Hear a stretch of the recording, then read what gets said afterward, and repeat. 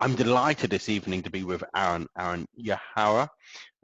So Aaron, massive thanks for taking time out, and you'll be taking time out on the 7th of March as well. In fact, there'll be a number of different panelist speakers taking time out. Some of them, in fact, flying in from overseas, international speakers, including Gavin Gallagher from East Point Management. Before I rat on, Aaron, who are you most looking forward, or what are you looking forward to most on the day, which is about tackling the changes to the property scene? Brendan, this is a slight variation, but you almost got me there in terms of trying to narrow me down as to who I'm looking forward to.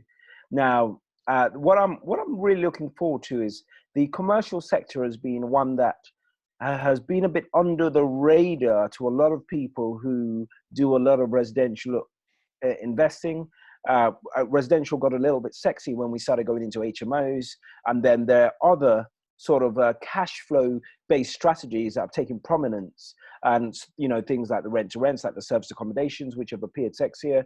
And then on the other scale, we start to look at people looking at more development of residential, and to some extent people looking at stuff like PBSA, purpose-built student accommodation, and the PRS model. But in the middle, there's a slither of things that have been very effective through time that have often been overlooked. So I think at this time, with the changes that are going on, especially around residential, there's a great opportunity for those who know what they're doing and are properly networked, connected, and educated to take advantage of what's happening next. It's interesting. I think Jack Jenkins, in this article for the National Development Summit, compared commercial property to, I think he said, the ugly duckling or the ugly sister or something. Yes. The non-sexy. Yes.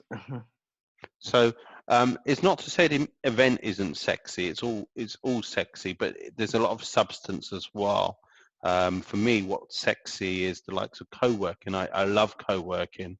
But I'm sure the likes of Anil Mahanal, who's been a retail investor for the last 40 years, wouldn't be using the word sexy very much on the panel, which is focused about how you drive retail forward. And many people would be arguing, is retail sexy whatsoever?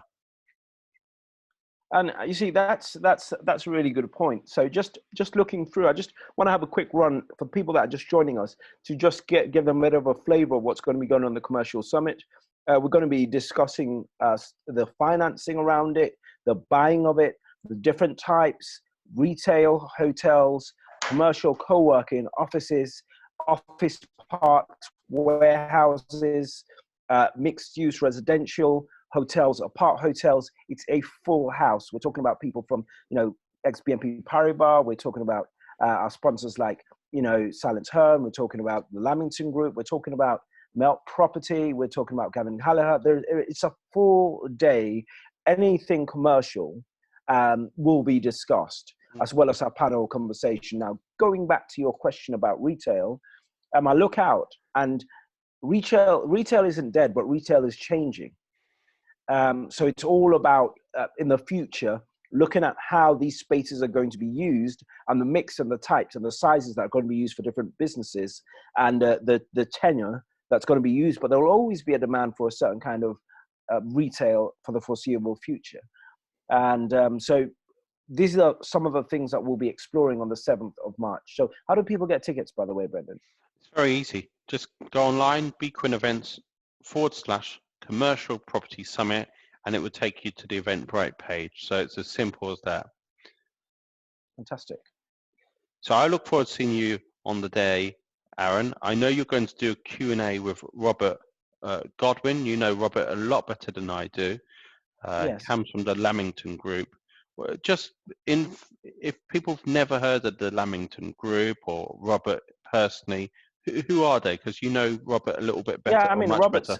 Robert's family's been in property for over 50 years, done a variety of developments and sort of co-working or like co-hotels, apartments, serviced apartments. And they've also got a brand called Room 2, which is a new sort of hybrid between service accommodation and a hotel and an apart hotel. It's a really, really unique concept.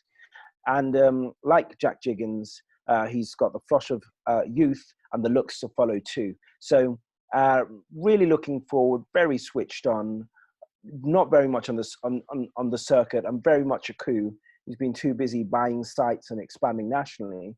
I mean, he's got 2 of these concepts. He's got in Hammersmith, he's got in Southampton, and there are other openings going on in Manchester. And it's really, really going explosive. And so these might be one of the last few times we'll be able to pin him down as he takes on this massive nationwide expansion. So I'm really, really looking forward to catching up. So massive thanks, Aaron, for taking time out once again for the Commercial Property Summit. And as I say, it's an action-packed day. So it takes place at the Radisson Blu Hotel, Canary Wharf. I fell in love with the hotel. Really amazing hotel.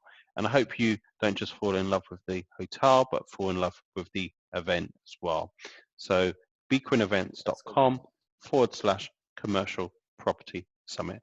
Massive thanks to the exhibitors for being involved, Sealands Hearn, and Bond, and Lendwell. So massive thanks, Aaron, for joining me this evening, and massive thanks for the speakers, panelists, taking time out on the 7th of March. Thank you. See you then.